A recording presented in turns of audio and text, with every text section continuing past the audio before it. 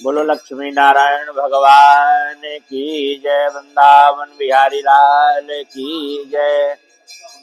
आज पौष शुक्ल पक्ष एकादशी है, तो हम आपको पौष शुक्ल पक्ष एकादशी की महात्म कथा श्रवण करा रहे हैं।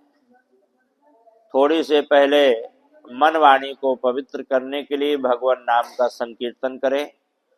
श्रीमन्नारायण नारायण नारायण भज मन नारायण नारायण नारायण।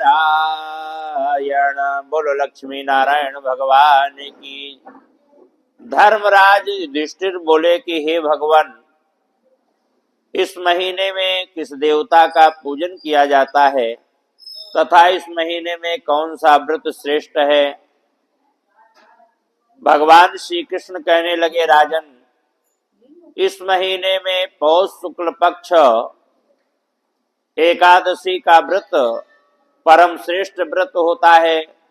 पौष शुक्ल पक्ष एकादशी को व्रत करने से नारायण भगवान प्रसन्न होते हैं और इस एकादशी का नाम है पुत्रदा एकादशी। इसका व्रत करने से परिवार में पुत्र वृद्धि होती है, क्योंकि इसका नाम ही पुत्रदा है। और कहीं कहीं इसको वैकुंठ एकादशी भी कहते हैं। जैसे अभी आपने देखा होगा तिरुपति बालाजी में इसी एकादशी के पुण्य वृद्धि के लिए बहुत से वहां भगदड़ मच गई और हादसा हो गया। तो ये पुत्रदा एकादशी का व्रत अति श्रेष्ठ होता है। इस दिन नारायण भगवान की पूजा करनी चाहिए। और इसके बारे में हम आपको एक कथा सुना रहे हैं। भद्रावती नगरी में सुकेतुमान नाम के एक राजा थे और उनकी परम साध्वी धर्मवती पत्नी थी, जिसका नाम था सेव्या। ये राजा रानी दोनों जो है बड़े उद्विग्न रहते थे, बड़े परेशान रहते थे, क्योंकि इनके कोई संतान नहीं थी। पुत्रहीन होने के कारण इनके जो पितृ थे रो रो करके पिंड लेते थे। उनको ये पता था कि जब ये राजा नहीं रहेगा तो हमको पिंडदान कौन करेगा। इस बात में वो बड़े चिंतित थे। राजकाज, सैनिक, घोड़ा, हाथी, किसी से उसको खुशी प्राप्त नहीं होती थी। एक दिन उसने विचार किया कि मैं आत्महत्या कर लेता हूं, आत्मघात कर लेता हूं। लेकिन फिर उसने विचार किया कि भाई, आत्मघात करना तो महान पाप होता है, आत्मघात करना उचित नहीं है। राजा ने विचार किया कि चलो जंगल में चले जाते हैं। राजा घोड़े में बैठ करके जंगल में निकल गया। जंगल में चारों तरफ प्रकृति को देख करके राजा आनंदित हुआ। वहां भेड़, हाथी, घोड़ा, सर्प, भालू, नाना प्रकार के जंगली जानवरों को देख करके राजा थोड़ी से प्रसन्न हुआ। आगे चल करके राजा को बड़ी प्यास लगी, तो एक तालाब के किनारे राजा पहुंचा। तालाब में देखता है कि चारों तरफ ऋषि मुनि, बड़े बड़े तपस्वी लोग बैठे तपस्या कर रहे हैं, भगवान का पूजन कर रहे हैं। राजा ने कहा कि हे ऋषिवरों, मैं आपको प्रणाम करता हूं। और राजा का वहां बामांग फड़के, राजा का दाहिना अंग फड़कने लगा, क्योंकि पुरुषों का जब दाहिना अंग फड़कता है तो कोई शुभ होने वाला होता है। स्त्रियों का जब बायां अंग फड़कता है तो उनका कुछ शुभ होने वाला होता है। अब राजा ने जाकर के उन ऋषियों को प्रणाम किया और उनसे राजा ने कहा कि भाई आप कौन हैं।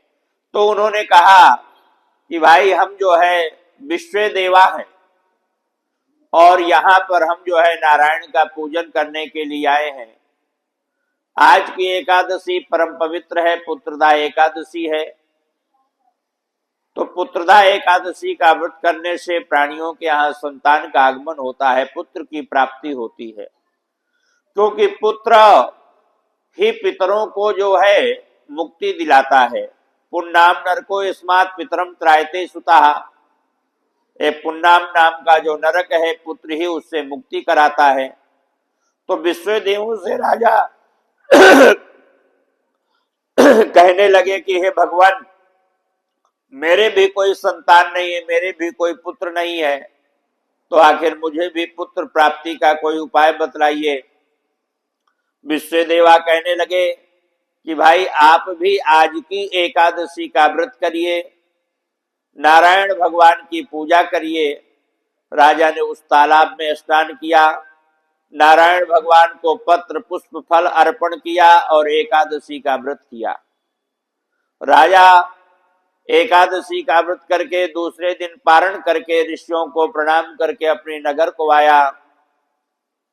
उसी रात्रि में रानी ने गर्भ धारण किया। 9 महीने के पश्चात राजा के यहाँ पुत्र की प्राप्ति हुई। राजा के यहाँ पुत्र रत्न उत्पन्न हुआ और जब वो बड़ा हो गया तो राजा को जो है उस अपने पुत्र को राजकुमार और राज्य की पदवी में बैठा करके राजा वन में जाकर के अपना तपस्या करने लगा। और राजकुमार बड़ा बुद्धिमान, श्रेष्ठ और धर्म पूर्वक प्रजा का पालन करने लगा।